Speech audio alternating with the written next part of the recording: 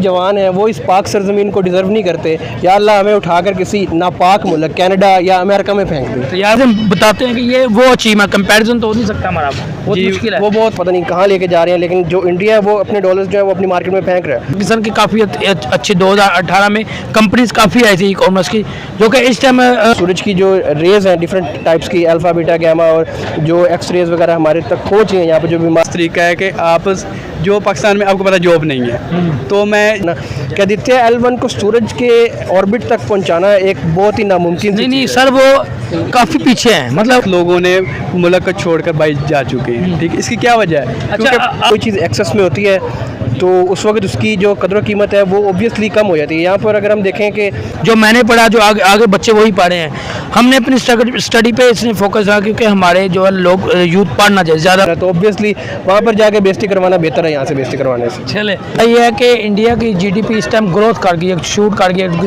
दुनिया की पहली जीडीपी हो गई है, वर्ल्ड की पहली जीडीपी 7.8। वालेकुम सलाम सर, कैसे हैं आप? मैं ठीक हूँ, आप कैसे हैं? अच्छा सर, मुझे बताएं पाकिस्तान के इस टाइम मौजूदा हालात को, एक पाकिस्तानी एक यूथ हो, आप किस तरह इस टाइम देख रहे हैं पाकिस्तान के हालात को? जी देखें, यूथ जो होती है ना वो किसी भी कौम का एसेट होता है और उसने ही आगे चल के उस कंट्री को बिल्ड करना होता है। ठीक है, जहाँ तक मेरा ख्याल है, आप देखें कि बिज़नेस में भी एक चीज़ होती है लायबिलिटी और एक होती है हमारे पास एसेट्स।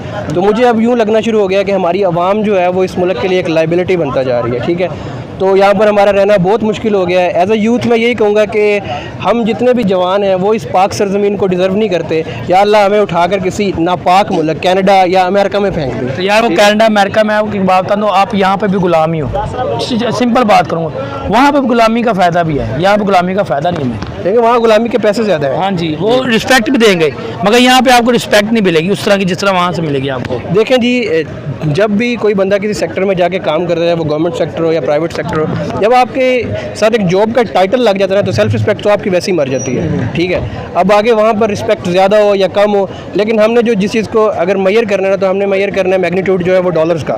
यहाँ पर हमें पैसों में हिसाब से मिलना है, वहाँ पर हमें डॉलर्स के हिसाब से मिलना है, तो ऑब्वियसली वहाँ पर जाके बेइज्जती करवाना बेहतर है यहाँ से बेइज्जती करवाने से। चले, अच्छा मैं बात करने जाऊँ सर, अभी तो पाकिस्तान के जिस तरह बिल की काफ़ी जो है ना हाई हुई है, वर्ल्ड में बिल वगैरह पे ना काफ़ी बात हो रही है वर्ल्ड में। देखे, मैं बात करने जब इंडिया के अंदर चंद्रयान 3 लॉन्च होता है तो हमारे पाकिस्तान के अंदर 5 रुपये बिजली यूनिट बढ़ जाता है। इंडिया के अंदर आदित्य L1 मिशन लॉन्च होता है तो हमारे यहाँ पे 3 रुपये यूनिट बढ़ जाता है। सर वो अपनी मुल्क को ऊपर ले जा रहा, हम अपने मुल्क को नीचे लेकर किस तरह देख के कंपेरिजन कर रहे हैं हम कि हम बिल बढ़ाते जा रहे हैं, वो अपनी आवाम को ग्रोथ बढ़ाते जा रहे हैं, अपनी जीडीपी हर चीज़ को ग्रोथ कर जा रहे हैं। सर असल में चीज़ ये है कि वो लोग जो हैं वो ज़रा सिंसेयर है अपने कंट्री के साथ, पहली चीज़ तो ये है। दूसरी चीज़ ये है कि फिर उनकी जीडीपी में जो सिर्फ चंद्रयान ही नहीं, उनकी जीडीपी भी बढ़ रही है। देखें अब 7.8 पे आ गई है। हाँ, मैं वही 7.8 पे उनकी मैं बात ही कर लेता हूँ, आपकी बात हो रही गाड़ी 7.8 जो कि जीडीपी है और दुनिया की पहले जीडीपी बन चुकी हुई है, और उसने चाइना को पीछे छोड़ दिया है, इंग्लैंड उसको यूएसए को भी छोड़ दिया है। क्या कहेंगे आप इस पर? आपने बात की, मैं कहा चलो मैं बताएं। देखें जीडीपी जो है ना वो इनकम पर कैपिटा पे डिपेंड करती है, और इस टाइम अगर हम देखा जाए तो हमारे यहाँ पर जो एक लेबरर है उसको जितना को पैसे दिए जाते हैं, तनख्वाह दी जाती है, वो बिल्कुल हैंड टू माउथ होता है। अभी तो हैंड टू माउथ वाली बात भी नहीं रही है, तो क्योंकि जिस तरह से पेट्रोल की प्राइसेस बढ़ रही हैं या इलेक्ट्रिसिटी की प्राइसेस बढ़ रही हैं देखा जाए तो।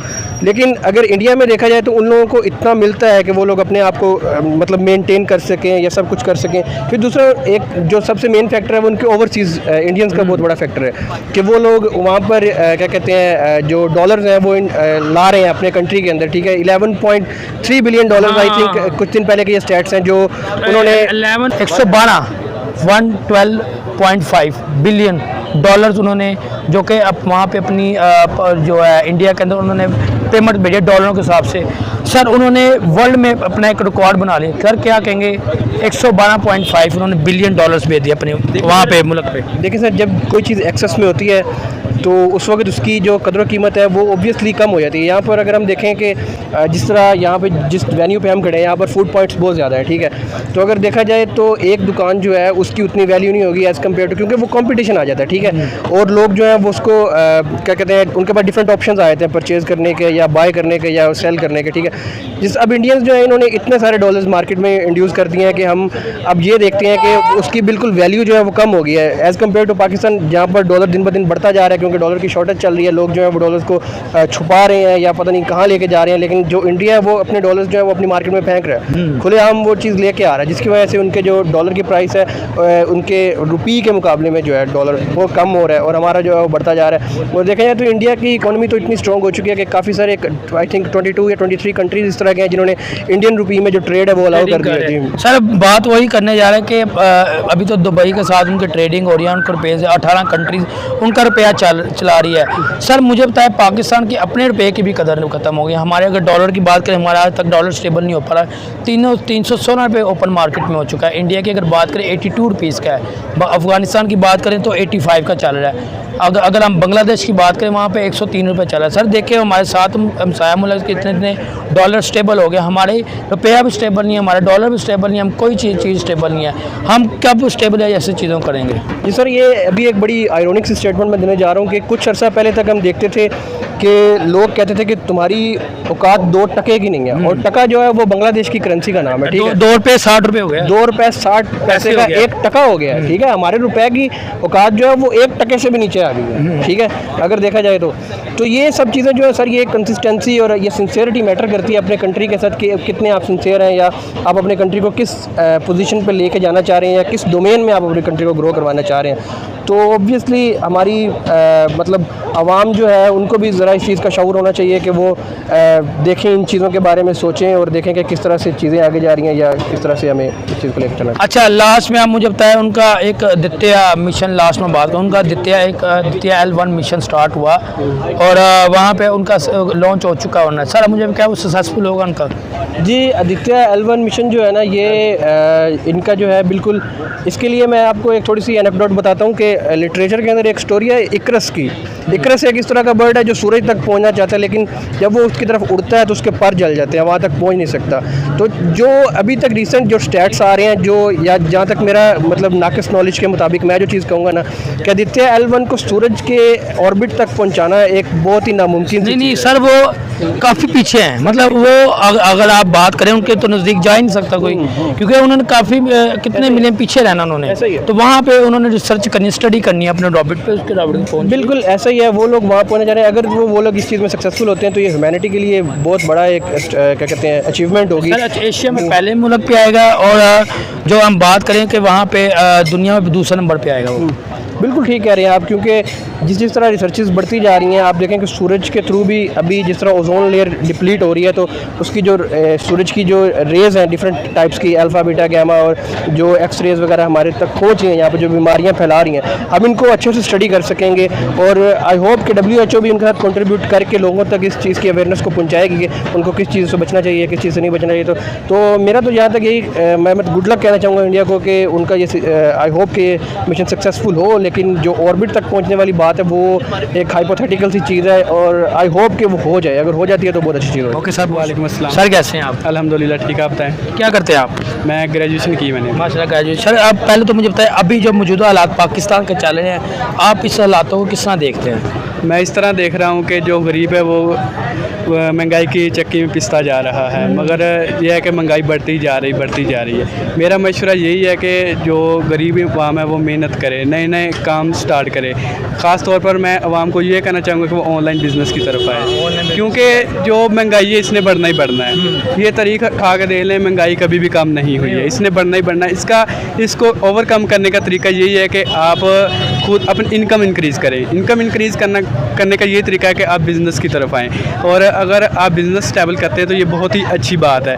और इस तरह ये होगा कि आप अपने मर्ज़ी के मुताबिक वहाँ टाइम दे सकेंगे, और वैसे भी बिज़नेस अगर करेंगे तो उसमें ज़्यादा तरक्की है। ये हदीस में भी आता है कि जो इंसान अपना काम करता है उसको ज़्यादा तरक्की होती है। और सबसे मैं जो कीमती मशवरा यही देना चाहता हूँ कि आजकल जो दुनिया है वो डिजिटल दुनिया है, आपको ऑनलाइन काम की तरफ आना चाहिए। चलिए ठीक है, मैं सर बात करता हूँ। देखिए अभी जो बिजली के हालात चल रहे हैं पाकिस्तान के अंदर, अभी सुनने में आया कि 3 रुपये फिर बिजली महंगी होगी।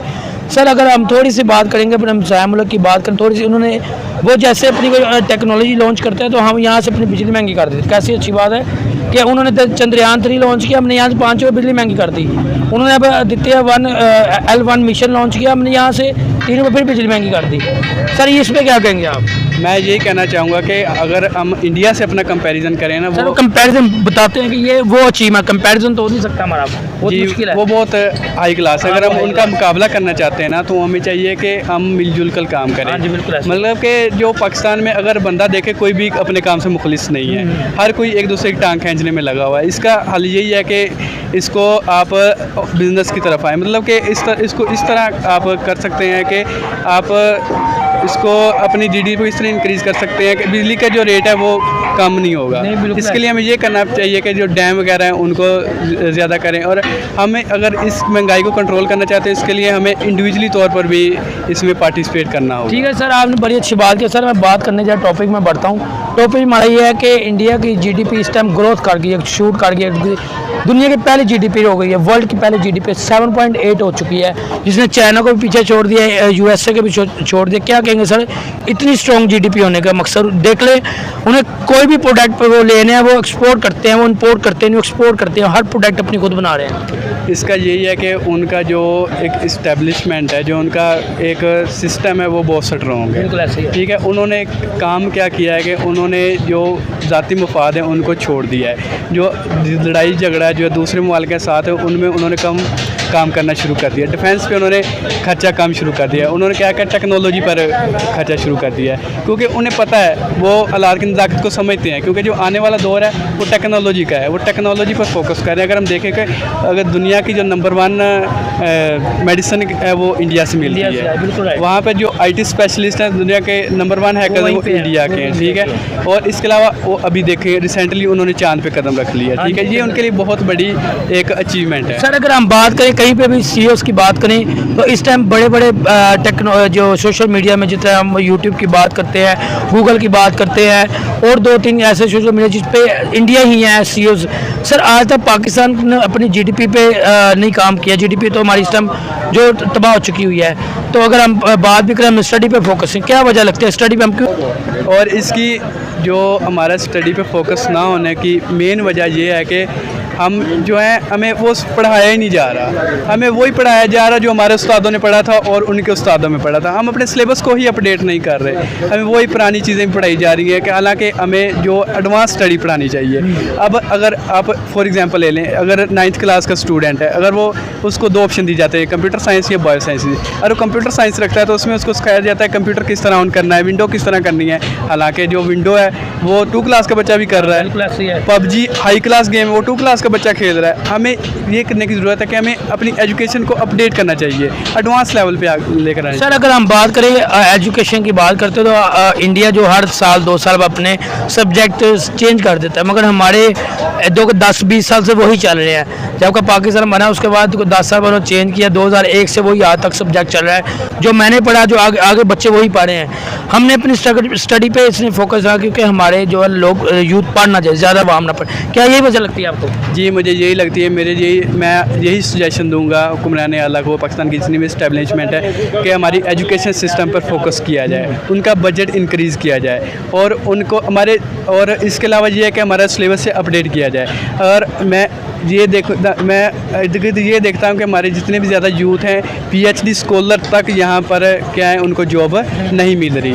इसलिए कि उनको ज़्यादा से ज़्यादा नौकरियाँ देनी चाहिए, उनको ज़्यादा से ज़्यादा अपॉर्चुनिटीज़ देनी चाहिए। आप ये देखें कि लास्ट 6 माह में तकरीबन 10 लाख लोगों ने मुल्क को छोड़कर बाहर जा चुके हैं। ठीक है, इसकी क्या वजह है? अच्छा, आप मुझे थोड़ी बात मुझे बताओ, आप क्या करते हो?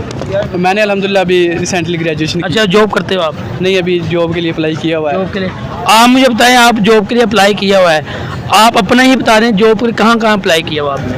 अगर देखें, यही तो मैं अगर पाकिस्तान में किसी चीज़ की कदर नहीं। यार आप पाकिस्तान के अंदर स्टडी की स्कोप ही नहीं है, स्टडी की कदर नहीं है, क्या ये बात राइट है? जी राइट है। अभी देखें, मैंने ग्रेजुएशन किया, ठीक है, मैं अगर कॉलेज में जाता हूँ तो वो मुझे नहीं रखते। अगर मैं स्कूल में, मैंने अपनी ग्रेजुएशन के लिए करके स्कूल में अप्लाई किया हुआ है। स्कूल में मैंने एक इंटरव्यू दिया, उन्होंने कहा कि हम आपको 15,000 तनख्वाह देंगे। अच्छा, देखिए 16 साल तो मेरी ग्रेजुएशन है, मेरी तलीम है, वो मेरी तलीम से भी कम तनख्वाह दे रहे हैं। मुझे बताओ 15,000 रुपया अभी पाकिस्तान के जो हालात चल रहे हैं, 15,000 रुपया तो यार आम बंदे का खर्चा, अगर मैं बात करूँ 15,000, तो एक आम बंदे का महीने का खर्चा होता है 15,000, मतलब किस तरह बंदा सर्वाइव करेगा?